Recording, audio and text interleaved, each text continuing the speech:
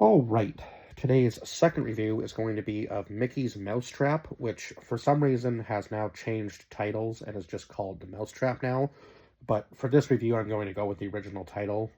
It is only on Tubi, so I guess if you're searching for it, just type in The Mousetrap and it'll come up. I'm not sure why the title is changed. I find that with quite a few like lower budget movies that they end up just changing the title. I'm not really sure. Maybe there was some sort of they ended up with some sort of copyright issues. I'm not sure. But as far as I know, Disney no longer owns the rights to Mickey Mouse. So I'm pretty sure they could do whatever they wanted, right? But maybe maybe there's still some sort of legal issue that Disney was kind of going kind of found a loophole with, and I'm not really sure. But yeah, I mean, we still know what the movie's about, but this was obviously a very B-rated film. Now, I can see the potential maybe with this film, and it seems like a lot of the photos on IMDb are things that didn't even happen in the film, or maybe they were just kind of like spoof photos. I'm not really sure, or just photos they took for fun, just to kind of add hype for the movie. But I mean, this was not a good movie by any means. I gave this a 3 out of 10. And usually when it comes to like B-rated movies, I'm rating them on how bad they are. But this one was just, bad all around. Like I think I gave a pretty good score to like the Blood and Honey movies, if I'm not mistaken. But they were like B-rated movies that were had their moments of badness, but also, like they were a little bit more well filmed than this movie. And the kills in this just seemed kind of sloppy, and a lot of them weren't even shown on screen. So you're just kind of trying to imagine that that person is dead, or does he let them go? Like, it's kind of one of those things, right? So we'll go over the cast list. So Simon Phillips, who played Mickey, and Tim Collins, who was like the manager of this arcade. Um, and yeah, he was British, but I guess that really doesn't really matter for the film, does it? But yeah, he was the one that ended up becoming like the real life Mickey Mouse. But we'll get into that in a little bit. So Sophie McIntosh, who played Alex Fenn, Madeline Kellman, who played Jaina, Ben Harris, who played Ryan, Kelman Siwick, who played Marcus, Morel Gagne, who played Gemma, James Lauren, who played Paul, Kaylee Stiles, who played Jackie, Mackenzie Mills, who played Rebecca, Jesse Nasmith, who played Danny, uh, Allegra Nokita, who played Marie, Demir Kovic, who was Detective Cole, and then Nick uh, Biz Bizkopek, who played Detective Marsh. So this film opens up with, I guess, kind of like the aftermath of what happened, obviously, at the arcade, right? And the Oh, actually, before we get into the detective part with Rebecca, the opening warning of the film is done in a Star Wars style. So, like the how in the Star Wars films, the credits or the opening sequences have like a big long spiel usually about like what's happening so far in the like so far in the story. Like that's what they did, but they definitely like trolled a lot. And we're talking about like how much they love Disney and blah blah blah blah blah. So yeah, they were definitely trolling quite a bit at the beginning of the film. So again, the film does open that way, but then the opening scene is the two detectives questioning Rebecca about the murders that were committed, with her being the only survivor, I guess. So somehow, even though it seems like the killer was there with her and injured her, didn't decided not to like finish her off for whatever reason, which would be weird, right? Like you'd have some pretty strong questions about that, right? So the story starts out in an arcade with Alex and Jaina's boss asking them, Jaina's boss asking them to stay late so that they can cover this, I guess, last minute party that wants to come in and use the arcade for the night, or at least for a few extra hours. And he's going to pay them, obviously, extra money to stay late. Eventually, Jaina leaves, and or is it Jaina or Jaina? Sorry, my bad. Jaina, yeah, Jaina. Okay, so eventually Jaina leaves because she's going to meet some guy, I guess, and so Alex, of course, being her friend, says, "Yeah, whatever," but you know, make sure you come back. She does obviously come back after a couple hours, so she is a person of her word, I guess.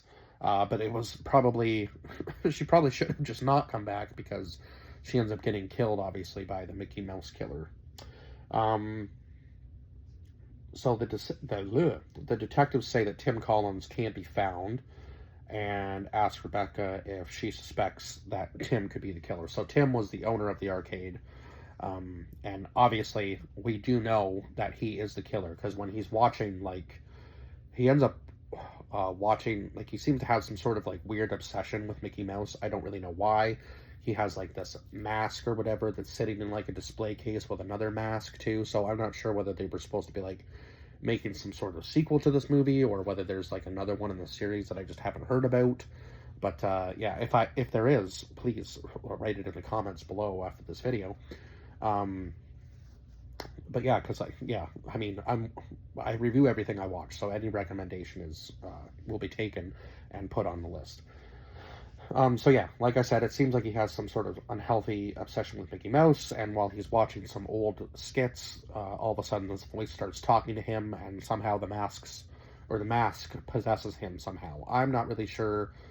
Like, again, it was just such a goofy way to do it, like him in the room alone, and then he's calling out for Alex and Jaina, which really made no sense because I don't even think he was in the arcade at that point. Or maybe he was.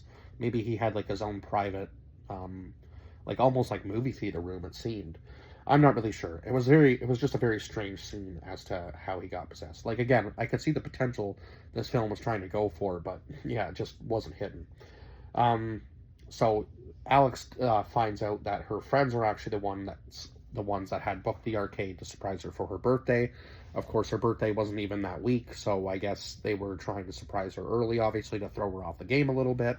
Which, I mean, I guess technically that would be a surprise, right? If you threw somebody's birthday party a week early and then just went out with them like that night of their birthday.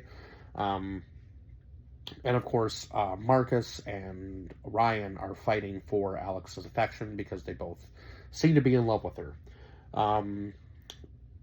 At first, it kind of seems like Alex is trying to make them both a little jealous by, like, playing into, like, their weaknesses, telling them, like, what she likes about this guy to Ryan and what she likes about Ryan to Marcus to kind of make them compete a little bit more for her. Again, maybe not the best way to go about it, especially when they're going to be in the same room together and they're both your friends. Like, don't be playing games with people. Just not a good way to go about things. But anyway, that's kind of the vibe I was getting from her. She eventually decides to be with Marcus. And again, Ryan is kind of a sore loser and tells his teammates to, like, rough up Marcus a little bit. Of course, they don't get the chance to do that, and we'll get into that a little bit later. But yeah. So this was just after, like, she had seen the killer, or who she thought was maybe one of her friends pranking her, I guess she says a little bit later on, but she has to kind of, like, act normal after running into somebody with a Mickey Mouse mask on that was, like, potentially chasing her, right? Like, she doesn't seem to be even a little bit bothered by it when she runs into her friends to find out that they were the ones that booked the arcade. So Rebecca, we come to find out, I thought she was going to have feelings for Marcus, but I guess she also had feelings for Alex. So it seems everybody has a little bit of a crush on Alex, I guess. Maybe she is, like, she kind of does seem like the little bit of a leader of the group, I guess, maybe. And obviously this movie definitely didn't fill its like, they definitely had the attractive people in this movie for a reason, right? To kind of, I guess, draw you in because the acting was not great. So yeah, I guess they had to have some sort of, like, I don't know what other way to put it, but, like, eye candy, I guess. I feel like that sometimes takes away from the horror element of the film, though. Like, you don't always have to have, like, the attractive guy or the attractive girl in the movie to make it good, right? Like, it's kind of cringy when that's the only thing you've got going in your movie. So the first victims are Paul and Jackie when they don't follow the number one horror when they don't follow the number one horror movie trope, which is never never have sex, like never go off to have sex. And of course that's what they decide to do in like the jungle gym part of the arcade. So this arcade was wild. Like it had a jungle gym, laser tag, a whole bunch of different arcade games. It was just absolutely insane, like what this arcade had. um, so yeah, they go off and they get killed by the Mickey Mouse Killer first, and then of course I think Danny went missing um, at the same time or something, and then nobody can seem to find Ryan, so everybody thinks that the Ryan is the killer. Um, Eventually, you know, like the group separates to go find Paul and Jackie. Eventually, they're found dead. Um, so it at one point it seemed like the killer could be in like multiple places at once, and I was kind of confused by that because it had been a while since I'd actually watched this movie the first time, and I just didn't want to revisit it for a while because I remember how bad it was. But Marcus surprises Alex with some candies from all around the world. I guess she was like really into sour candies, so he's trying to like woo her in that way. And she literally just says to him, you know what would make this night better if you asked me out. And he's kind of like taken back by that. And he doesn't ever actually ask her out like during the entire movie. That was just pretty much the majority of that scene. And then he kind of gets nervous, and um, I think that was when actually Marie comes back to them and kind of like interrupts them, right? Um, yeah, because she believes that Ryan is on like a killing spree. That yeah, so she comes back and warns them. She's like, "Oh my God, Ryan's gone completely nuts. He's starting to kill everybody." And then they find Paul and Jackie dead, and the killer goes after Danny, who was by himself. And of course, people start to like point fingers and blame, like where Danny go, sort of thing. Maybe Danny's the killer, and then Danny comes back and they're like, where were you the entire time? And then Ryan's still missing, so of course now everybody thinks that Ryan's the killer because that's what everybody's going with. So the group just kind of like agreed like wholeheartedly with whatever one person said. Everybody's like, yeah, that has to be it. It's got to be it. Like Ryan's the killer. And then eventually they find Ryan later on in the movie, and of course the blame was taken all away from him when they believe that maybe it was one of his hockey teammates. But lo and behold, all of his hockey teammates had been killed already by the killer, who we find out can actually teleport. So yeah, and it seems like his weakness is flashing lights or like strobe lights. So yeah, very, very weird weakness for a killer to have. And of course, when the group like separates and all that, Gemma, one of the girls, decides that she's just going to start playing the VR instead of searching for Paul and Jackie. So I guess some sort of friend she is, right? Because she's just like, okay, I'm just gonna decide. I decided that my friends are no longer important. I'm just gonna start playing this game. And so the killer's messing with her a little bit. Doesn't seem to kill her though. For some reason, waits a little while, and then when Alex and them all come up with a plan to try to get everybody to regroup and get them, to safety on the roof of the building, that's when the killer decides to kill Gemma in front of Alex. I guess maybe to put more fear into her. It seemed like the killer was honestly just after Alex for the most part, which really made no sense to me, other than the fact that it was her boss and she worked with him, so maybe she would eventually put two and two together and figure out that it was him, but it didn't seem like anybody actually did. So again, because the killer can teleport, he ends up taking out Jaina outside of the arcade as she's returning. Ryan does confront the killer and ends up just getting beaten up himself because of it. And then Marcus comes in with a bat out of nowhere and hits the killer. And I think that was when the moment that they found out that he was like weak to light, or the strobe light effect. So they all try to trap him in the jungle gym and get him that way. But then I'm not sure whether he was able to somehow turn the power off or whether the power just kind of went out and he disappears again. And then all of a sudden he pops up behind Alex and just cuts her head off. So yeah, just a very strange movie all around. But I don't think there's really anything else I can touch on.